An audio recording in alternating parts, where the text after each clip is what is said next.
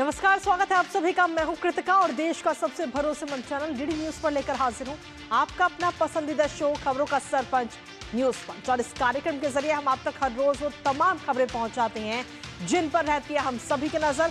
और आज न्यूज पंच के जरिए जिन प्रमुख खबरों की करेंगे हम बात, जो प्रमुख खबरें जुड़ी हुई है सीधा आपके साथ। सबसे पहले उन प्रमुख खबर यानी कि टॉप लाइन से करते हैं रुख। तो आज सबसे पहली और प्रमुख खबर कोविड-19 से जुड़ी हुई। जी हां, एक स्टडी सामने आई है और उस स्टडी में ये साफ किया गया कि कोविड-19 का जो वैक्सीनेशन हुआ है, कोविड के जो टीके हैं, उससे मौतें नहीं हो रही। दरअसल लगातार इस तरीके की अफवाह फैलाई जा रही थी कि कोविड-19 की जो वैक्सीनेशन हुआ है उसकी वजह से अचानक से मौतें हो रही हैं, हार्ट अटैक के केसेस बढ़े हैं। लेकिन अब इस स्टडी में ये साफ हो चुका है। और क्या कुछ इस स्टडी में सामने आया, बताएंगे इस खबर के बारे में विस्तार से आपको। इसके साथ ही दूसरी प्रमुख खबर रेल वन ऐप से जुड़ी हुई। जी हां, रेलवे की तरफ से एक ये नया ऐप जारी किया गया है। ऐप ये एक है लेकिन इसके काम अनेक है। इसमें कई सारी सुविधाएं हैं और यात्रियों की सुविधाओं और उनकी सहूलियत का ध्यान रखते हुए इस ऐप को बनाया गया। आखिर कौन कौन सी सुविधाएं इस ऐप में मौजूद हैं, बताएंगे विस्तार से आपको। इसके साथ ही जो तीसरी प्रमुख खबर है वो है कांवड़ यात्रा से जुड़ी हुई। जी हां, कांवड़ रूट पर सख्त नजर है इस वक्त उत्तर प्रदेश और उत्तराखंड सरकार की तरफ से। और साथ ही आपको बता दें कि इस कांवड़ यात्रा को लेकर तमाम तैयारियां भी की जा चुकी है क्योंकि 11 तारीख से कांवड़ यात्रा शुरू होनी है। फिलहाल किस तरीके की है तैयारियां दोनों राज्यों में, बताएंगे इस खबर के बारे में भी विस्तार से आपको। तो चलिए शुरुआत करते हैं न्यूज पंच की आज की प्रमुख खबर के साथ। कोविड से जुड़ी हुई प्रमुख खबर, जहां देश में पिछले कुछ समय से युवाओं में हार्ट अटैक से हो रही मौतों के मामले बढ़े हैं, जिसको लेकर तमाम सवाल उठाए जा रहे हैं। यहां तक कि अफवाहें फैलाई गई कि ये मौतें कोविड वैक्सीन के कारण हुई हैं। लेकिन अब इसको लेकर एक स्टडी सामने आई है। Indian Council of Medical Research और एम्स की ओर से की गई इस स्टडी से ये साफ होता है, ये पता चलता है कि कोविड-19 के बाद वयस्कों की अचानक हो रही मौतों का कोरोना वैक्सीन से कोई लिंक नहीं है। इस स्टडी के सामने आने के बाद अब ये भी साफ हो चुका है कि कोविड वैक्सीनेशन को अचानक होने वाली मौतों से जोड़ने वाले बयान गलत और भ्रामक हैं। इनका कोई वैज्ञानिक आधार नहीं है। करेंगे चर्चा इस पूरे मामले पर अपने संवाददाता से, लेकिन उससे पहले आपको दिखाते हैं कि इस स्टडी में क्या कुछ सामने आया है। तो भारत में कोविड के टीके सुरक्षित हैं। जी हां, वैक्सीन और अचानक मौतों के बीच में कोई संबंध नहीं है। ये इस वक्त स्टडी में सामने आ चुका है। आईसीएमआर और साथ ही एम्स की तरफ से ये स्टडी की गई थी और उस स्टडी में ये तमाम चीजें सामने आई हैं। वैज्ञानिक अध्ययनों के आधार पर ये पूरी स्टडी की गई और इस स्टडी में ये जानकारी सामने आई है। इसके साथ ही आपको बता दें कि आईसीएमआर, एनसीडीसी और एम्स की तरफ से ये स्टडी की गई अचानक हृदय संबंधी मौतों के हालांकि कई कारण बताए गए और इसके साथ ही एक भ्रामक ये अफवाहें भी फैलाई गई कि कहीं ना कहीं ये मौतें कोविड-19 की वैक्सीन की वजह से हो रही है। लेकिन अब इसको लेकर साफ कर दिया गया है। एक अध्ययन पिछले डेटा पर आधारित है और उसमें साफ तौर पर यह नजर आता है कि जो मौतें हो रही हैं उसका कोविड-19 की वैक्सीनेशन से किसी प्रकार का कोई लिंक नहीं है। दूसरा अध्ययन रियल टाइम जांच से जुड़ा हुआ है। कई मामलों में जेनेटिक म्यूटेशन संभावित कारण है, ऐसा स्टडी की तरफ से कहा गया है। इसके साथ ही वैक्सीन और अचानक मौतों को जोड़ने वाले बयान झूठे हैं और भ्रामक हैं। ये बात इस स्टडी में साफ हो चुकी है। वैज्ञानिकों ने इसका जांच जो पूरी स्टडी की गई उसमें ये बात बताई गई। हमारे साथ हमारे सहयोगी अमरेंद्र गुप्ता इस वक्त जुड़ रहे हैं, सीधा उनसे करेंगे ताज़ा अपडेट के लिए। अमरेंद्र, क्या कुछ ताज़ा अपडेट है आपके पास में? देखिए, लगातार जिस तरीके से वयस्कों में जो युवा हैं, मौतों के आंकड़े लगातार बढ़े हैं, हार्ट अटैक के मामले जिस तरीके से सामने आए, उसके बाद कहीं ना कहीं कई तरह से हमने ये अफवाह सुनी है, कई लोगों का भी ये मानना है कि ये मौतें वैक्सीनेशन की वजह से हो रही है, कोविड-19 की जो वैक्सीन लगाई गई। लेकिन अब ये जो स्टडी सामने आई है उसमें ये साफ हो चुका है कि कोविड-19 की वैक्सीन और इन मौतों का कोई लिंक नहीं है। अमरेंद्र।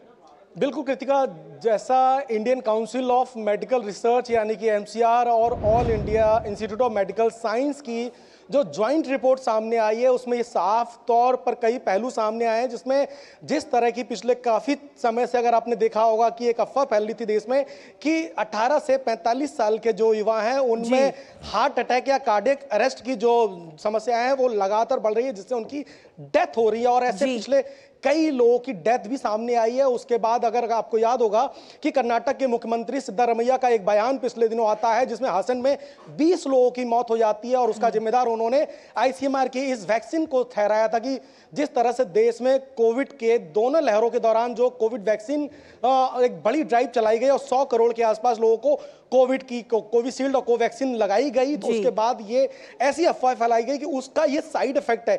लेकिन जो अब रिपोर्ट आई है जिसके तहत Indian Council of Medical Research और All India Institute of Medical Science और इसके अलावा मैं बता दूं एनसीडीसी यानी कि National Centre for Disease Control ने साफ तौर पर एक ज्वाइंट रिपोर्ट दी है। और इसमें मैं बताऊं कि आईसीएमआर ने आपको मैं बताऊं मई 2023 से और अगस्त 2023 के बीच में 19 राज्यों और केंद्र शासित प्रदेश के 47 बड़े अस्पतालों का डेटा का इसमें वर्णन किया है। उन्होंने वो डेटा उठाया है और उन्होंने बताया कि किसी भी तरह से जो डेथ हो रही है यानी कि जो यूथ है 18 से 45 साल का जो यूथ है जिसकी डेथ कार्डिक अरेस्ट या हार्ट अटैक से बताई जा रही है, तो उसका कोई सीधा संबंध नहीं है, यानी कि कोविड की वैक्सीन पूरी तरह से सही है। वहीं all India Institute of Medical science ने जो अपनी रिपोर्ट है यानी कि दोनों ने ज्वाइंट रिपोर्ट दी है, दोनों ने अध्ययन अलग अलग किया, दोनों ने ज्वाइंट रिपोर्ट दी है, उसमें भी यह बताया गया है कि देश में जिस तरह से भारत ने कोविड की जंग को पूरी दुनिया को एक एग्जाम्पल के तौर पर दिखाया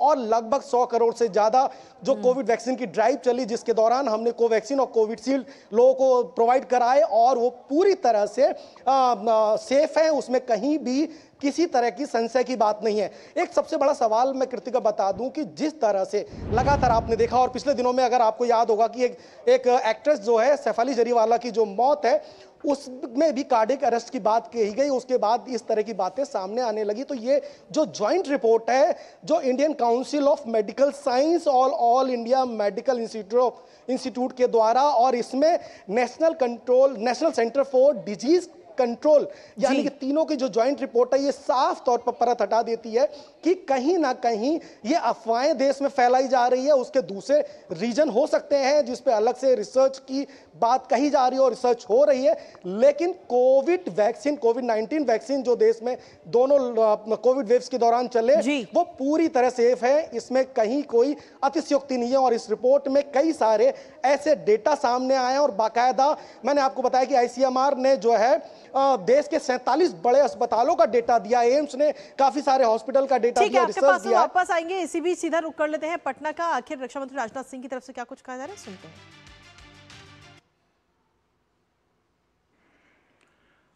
अगर बिहार का खोया हुआ गौरव कोई शक्ति लौटा सकती है तो केवल भारतीय जनता पार्टी और एनडीए ही लौटा सकती है और कोई दूसरा नहीं लौटा सकता। और इस दिशा में आप सभी कार्यकर्ताओं और पदाधिकारियों से मैं 5 बातें आपके सामने रखना चाहता हूं। पहला, जनता से निरंतर संवाद करें मेरे कार्यकर्ता मित्रों, लेकिन वो केवल भाषण नहीं, केवल विश्वास का संवाद हो। जनता से जब संवाद करें तो केवल खोखले आश्वासन न दें, वही बातें उनसे बोलें जिन पर की जनता यकीन कर सके, विश्वास कर सके। इसलिए विश्वास का संवाद जनता के साथ करना है। हर बूथ, हर मोहल्ले, हर पंचायत में जाकर मोदी जी के नेतृत्व की बात कहें, भाजपा की बात करें, लेकिन उसे सिर्फ भाषण न बनाएं। उनके कामों की सफलता की बात करें, उनसे पूछें सरकार की योजनाओं के बारे में, जैसे प्रधानमंत्री आवास योजना, आयुष्मान भारत, गरीब कल्याण अन्न योजना से अनेक जीवन में कैसे सकारात्मक बदलाव आए हैं, यह लोगों से चर्चा करें। जब लोग साथियों अनुभव से जुड़ते हैं तब उन्हें भरोसा होता है, इसलिए मैं यह बात कह रहा हूं। दूसरी बात, बिहार के आत्मविश्वास को फिर से जगाइए, बिहार के आत्मविश्वास को फिर से जगाइए, अतीत के गौरव को भविष्य की प्रेरणा बनाइए, लोगों को याद दिलाइए कि वही धरती है जहां भारत का सबसे पहला गणराज्य था, जहां महात्मा बुद्ध और भगवान महावीर ने ज्ञान दिया था, और जहां से संविधान सभा का नेतृत्व करने वाले बाबू राजेंद्र प्रसाद जी आए, और जहां से संविधान को बचाने वाले जयप्रकाश नारायण जी आए, जिन्होंने संपूर्ण क्रांति का आह्वान भी इसी पटना की धरती से किया था। साथियों, तीसरी बात, लोगों को यह भी समझाएं कि भाजपा केवल सरकार नहीं चलाती है, समाज निर्माण करती है। दोस्तों, हम राजनीति केवल सरकार बनाने के लिए नहीं करते हैं, हम राजनीति करते हैं तो समाज बनाने के लिए राजनीति करते हैं। राजनीति यह शब्द दो शब्दों को मिलाकर बना हुआ है, राज और नीति। नीति यह संस्कृत के नए धातु से बना हुआ है जिसका अर्थ होता है ले जाना, टू कैरी आउट।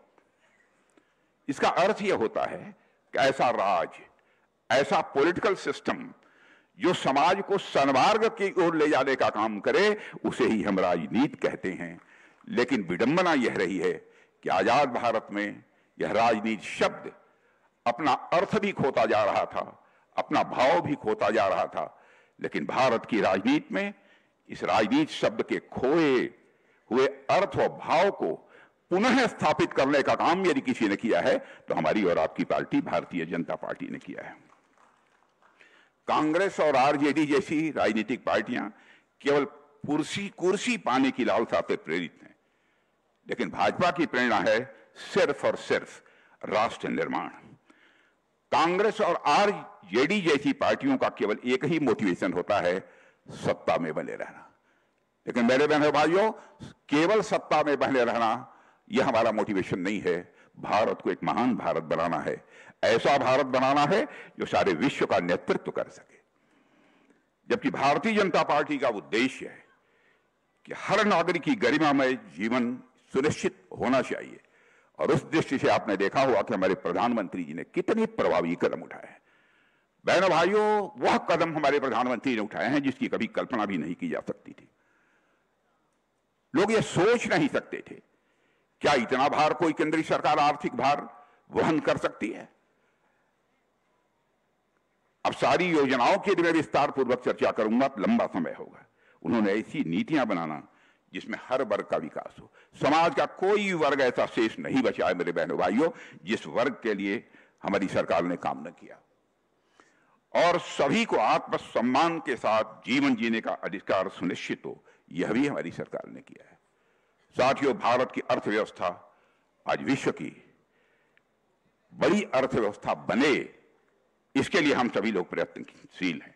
और आप जानते हैं, हमारे देश की अर्थव्यवस्था आज विश्व की तीसरी अर्थव्यवस्था बनने की ओर तेजी से आगे बढ़ रही है।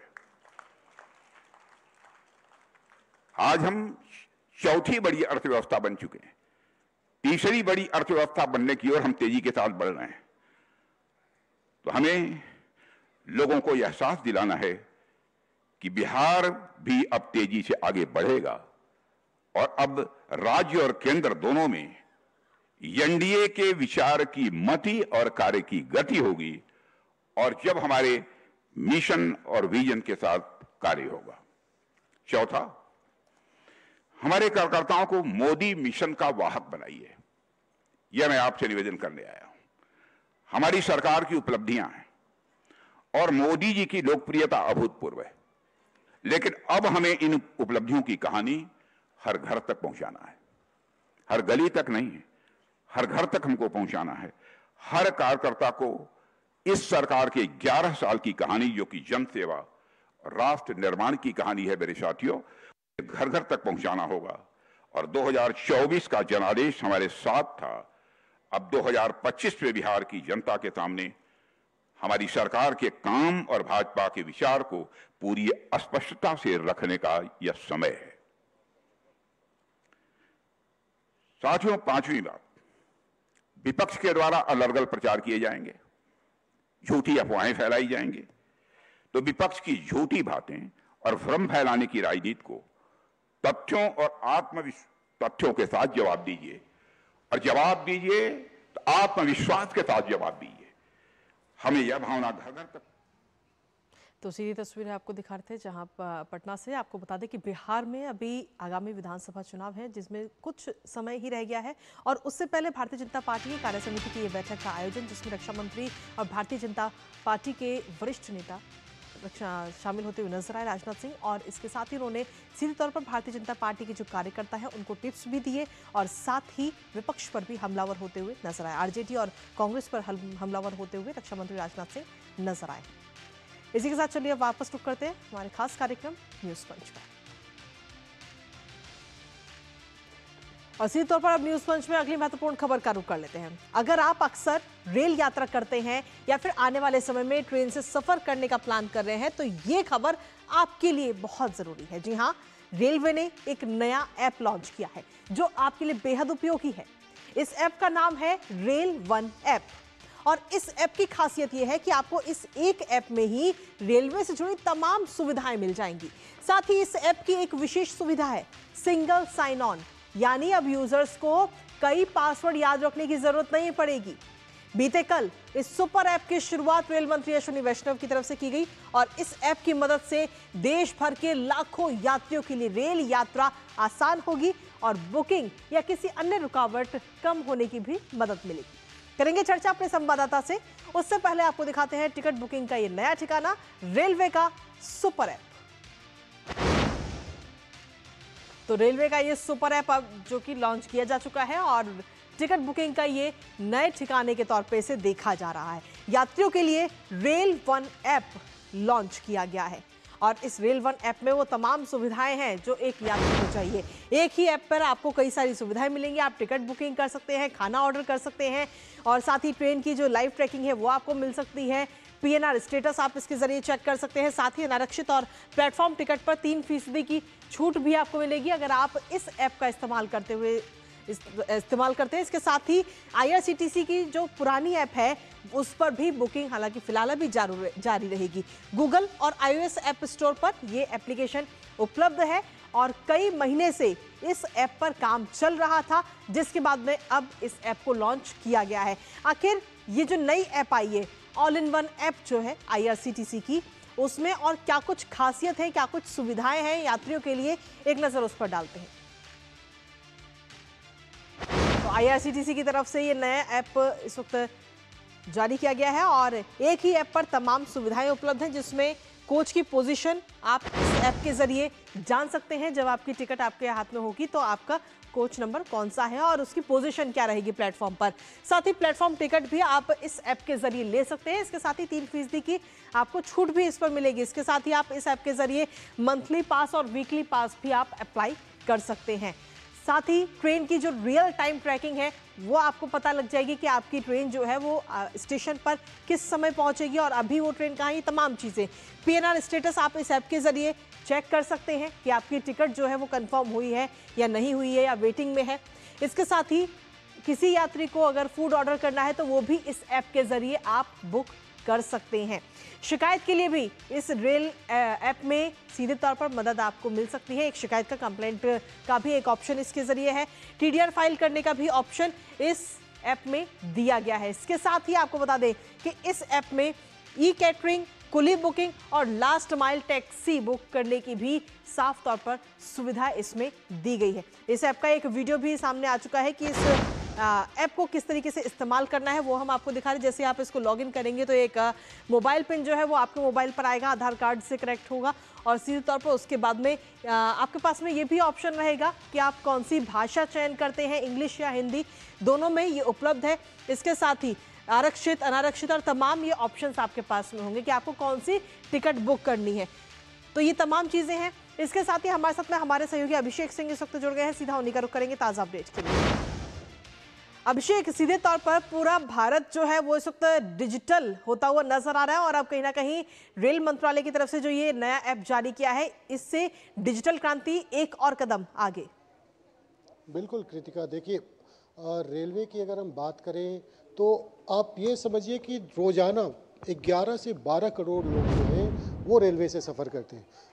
माल ढुलाई की हम देख लेते हैं, इस तरह अनेक जो सेवाएं हैं जो रेलवे द्वारा प्रदान की जाती है उसके लिए अलग अलग पोर्टल थे। टिकट बुकिंग के लिए आप आईआरसीटीसी देखते थे, किसी रेल मदद ऐप था, आपको इसके अलावा भी कई सारी एनटीएस, कई सारे ऐप थे। लेकिन रेलवे ने क्रिस यानी कि centre for railway information system जो है उसकी कल 40वीं स्थापना दिवस थी, उस पे इस सुपर ऐप को लॉन्च किया, यानी कि रेल वन ऐप, एक इंटीग्रेटेड ऐप आप इसे कह सकते हैं, जिसके अंतर्गत आपको सारी सुविधा इस ऐप के जरिए ही आपको मिलेगी।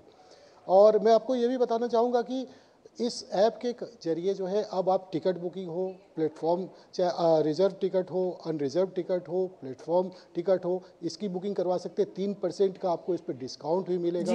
आप ट्रेन से खाने का ऑर्डर कर सकते हैं, शिकायत कर सकते हैं, आप ट्रेन को लोकेट कर सकते हैं, रियल टाइम उसको देख सकते हैं, आप माल आपका कहाँ पर है, अगर गुड्स ट्रेन की क्या पोजीशनिंग है, कहाँ पे आपको बुकिंग है, तमाम जो सुविधाएं वो एक ही जगह पर एक ही ऐप पर इन्होंने दिया और काफ़ी सरल दिया है, ताकि यूजर्स के लिए ये बहुत सरल भी है। आप इसे प्ले स्टोर पर जाकर के, मोबाइल पे जाकर के इसको आप डाउनलोड कर सकते हैं और डाउनलोड करने के बाद जो है आप यहाँ पर इस ऐप के जरिए इस तमाम जो सुविधाएं रेलवे का वो इस एक जो ऐप के जरिए आप ले सकते हैं। सबसे बढ़िया बात ये है कृतिका कि लोगों को इस तरीके का ऐप की बहुत दिनों से इंतजार था, क्योंकि रेलवे एक बहुत बड़ा, अगर देश का देखें तो सबसे बड़ा जीवन रेखा आप कह सकते हैं, परिवहन सबसे बड़ा परिवहन रेलवे प्रोवाइड करता है। तो ऐसे में लोगों के लिए एक बहुत बड़ा राहत लेकर आएगा ये रेल वन ऐप।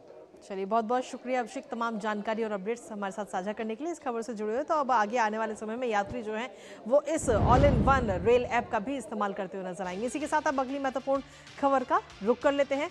दरअसल आपको बता दें कि 11 जुलाई से उत्तर प्रदेश और उत्तराखंड में कांवड़ यात्रा की शुरुआत होने जा रही है, जिसके लिए दोनों राज्यों के प्रशासन ने भी पूरी तैयारियां कर ली है। कांवड़ियों को किसी प्रकार की कोई असुविधा ना हो, इसका खास ध्यान रखा गया है। उत्तराखंड की धामी सरकार ने इस यात्रा को लेकर एक नया फरमान भी जारी किया है कि अगर कांवड़ रूट पर दुकान है तो दुकानदार को पहचान अपनी बतानी होगी। इसके साथ ही हालांकि पिछले साल की अगर हम बात करें तो उत्तर प्रदेश और उत्तराखंड सरकारों ने विक्रेताओं को अपना नेम प्लेट प्रदर्शित करने के लिए अनिवार्य कर दिया था, जिसके बाद ये मामला सुप्रीम कोर्ट भी पहुंचा था और तब सुप्रीम कोर्ट ने कहा था कि कांवड़ यात्रियों को शुद्ध शाकाहारी भोजन परोसे जाने को सुनिश्चित करने के लिए खाद्य सुरक्षा और मानक अधिनियम 2006 का स्ट्रीट वेंडर्स अधिनियम 2014 के तहत ऐसे निर्देश जारी किए जा सकते हैं। करेंगे इस पूरे मामले पर चर्चा अपने संवाददाताओं से। उससे पहले आपको दिखाते हैं कांवड़ यात्रा पर धामी सरकार का फैसला। तो कांवड़ यात्रा को लेकर धामी सरकार की तरफ से यह अहम फैसला दिया गया है। एक नया फरमान कांवड़ यात्रा को लेकर धामी सरकार ने ये जारी किया है। इसके साथ ही इसमें कहा गया है कि कांवड़ रूट पर अगर आपकी दुकान है तो आपको अपनी पहचान बतानी होगी और उसके लिए नेम प्लेट भी लगाना होगा। आपको अपनी पहचान बतानी जरूरी है। बिना नाम के चलने वाली दुकानें जो हैं उन्हें सीधे तौर पर बंद कर दिया जाएगा। रेस्टोरेंट, ढाबे, रेहड़ी के लिए भी सख्त नियम इस दौरान नजर आ रहे हैं। इसके साथ ही आपको बता दें कि इसके साथ ही एक और फरमान जारी किया गया कि मालिक का नाम, लाइसेंस, आईडी कार्ड दिखाना बेहद जरूरी है जो व्यक्ति उस दुकान को चला रहा है। साथ ही कानूनी कार्रवाई के साथ ही 2 लाख तक का जुर्माना आप पर लगाया जा सकता है अगर आप अपनी पहचान को छुपाते हैं इस दौरान। इसके साथ ही खाद्य सुरक्षा और मानक अधिनियम 2006 की धारा 55 के तहत ये एक्शन या यूं कहे कि ये फैसला लिया गया है और नियम तोड़ने पर दुकानें, ढाबे को बंद कर दिया जाएगा। श्रद्धालुओं को स्वच्छ और सुरक्षित भोजन मिले, जो कांवड़ यात्री हैं उन्हें स्वच्छ शाकाहारी खाना मिले, इसके लिए अहम कदम उठाया गया। फूड सेफ्टी विभाग अभियान भी चलाएगा। आपको बता दें 11 जुलाई से ये कांवड़ यात्रा शुरू हो रही है और उससे पहले ये महत्वपूर्ण कदम। इसके साथ ही कांवड़ यात्रा के लिए उत्तर प्रदेश भी इस वक्त पूरी तरह से तैयार है। प्रशासन की तरफ से तमाम तैयारियां कर ली गई। किस तरीके की तैयारियां हैं, एक नजर उन पर भी डालते हैं। माँ गंगा का जल लेकर अपने अपने स्थानों को प्रस्थान करते हैं। ऐसे में उनका आना जाना होता है और 2-3 दिनों की प्रक्रिया ये सब होती है। इसमें जो रास्ते भर में जो दुकानदार होते हैं, खाद्य सामग्री जहाँ खाना मिलता है वो सब शुद्ध होना चाहिए और कहीं किसी प्रकार की मिलावट न हो, कोई असंदिग्ध न हो। उनकी सुरक्षा भी हमारे लिए प्राथमिकता है। तो जो फरमान जारी किया गया है उसको लेकर सीधे तौर पर मुख्यमंत्री पुष्कर सिंह धामी ने कहा कि जो कांवड़िए हैं, जो श्रद्धालु हैं, उन्हें शुद्ध शाकाहारी भोजन मिलना चाहिए। ये हमारी प्रतिबद्धता है और इसका हम खास ध्यान रखेंगे। इसके साथ ही उत्तर प्रदेश में कांवड़ यात्रा को लेकर किस तरीके की तैयारियां हैं, एक नजर उस पर भी डालेंगे, क्योंकि उत्तर प्रदेश की जब हम बात कर रहे हैं तो उत्तर प्रदेश में कांवड़ मार्ग पर सख्त नियम इस वक्त लागू किए गए हैं, जिसमें सीधे तौर पर अगर हम देखें तो मांस और शराब की बिक्री पर बैन लगाया गया है। जो कांवड़ का रूट है उस जगह पर मांस और शराब की बिक्री नहीं होगी, उस पर बैन लगाया गया। इसके साथ ही दुकानदारों को नाम और पहचान प्रदर्शित करना भी अनिवार्य कर दिया गया है। जो भी व्यक्ति उस कांवड़ रूट पर अगर अपनी दुकान लगाता है तो उसे अपनी पहचान बतानी होगी। अपने नाम शॉप के बाहर लिखने के निर्देश सीधे तौर पर उत्तर प्रदेश में दिए गए हैं। इसके साथ ही मार्ग पर गड्ढे सही करने के लिए पालिका की टीम भी गठित कर दी गई है, जिससे कि जो कांवड़िए हैं जो पैदल चलते हुए जा रहे हैं, उनको कोई परेशानी ना हो, असुविधा ना हो। कांवड़ मार्ग पर सुरक्षा के भी व्यापक इंतजाम किए गए हैं। 31 जुलाई तक संचारी रोग नियंत्रण अभियान भी चलेगा। इसके साथ ही 11 से 31 जुलाई तक ये दस्तक अभियान की योजना भी है। जल भराव साथ ही मच्छर नियंत्रण पर भी सीधे तौर पर जोर है, ताकि कांवड़ी जब रात में आराम करें तो उन्हें मच्छर ना काटे, कोई असुविधा उनको ना हो। इसके साथ ही उनकी सुविधाओं को खासतौर पर ध्यान रखते हुए शौचालय और नालियों की सफाई पर भी साफ तौर पर फोकस है। शौचालय साफ मिले उन्हें और साथ ही नालियों की साफ सफाई हो, जिससे कि मच्छर और कीड़े मकोड़े वहां पर ना पनपे। इसके साथ ही पानी के जो पीने का पानी है उसकी व्यवस्था भी सुनिश्चित होगी। स्ट्रीट लाइटिंग की भी व्यवस्था हो, जो कांवड़ का रूट है वहां पर स्ट्रीट लाइटिंग प्रॉपर होनी चाहिए। प्लास्टिक के खिलाफ भी एक अभियान कहीं ना कहीं चलता हुआ नजर आएगा, क्या यानी कि प्लास्टिक को कोशिश ये की जाएगी इस दौरान कांवड़ रूट पर प्लास्टिक का कम से कम इस्तेमाल किया जाए। निगरानी रिपोर्टिंग भी सुनिश्चित होगी और इसके साथ ही अतिक्रमण के खिलाफ भी अभियान चलता हुआ नजर आएगा। हमारे साथ हमारे सहयोगी आशीष रामोला इस वक्त जुड़ गए हैं देहरादून से, सीधा उनका रुख करेंगे।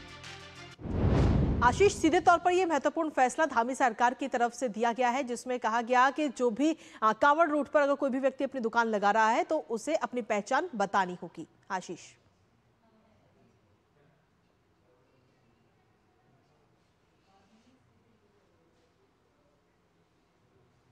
आशीष आवाज मिल रही है आपको?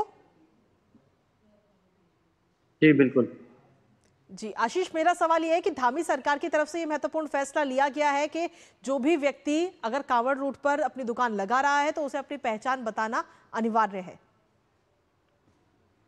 ये बिल्कुल धामी सरकार का जो अहम फैसला है, जो यहाँ पे दिया है 11 जुलाई से जो है वो कांवड़ यात्रा यहाँ पे शुरू हो जाएगी।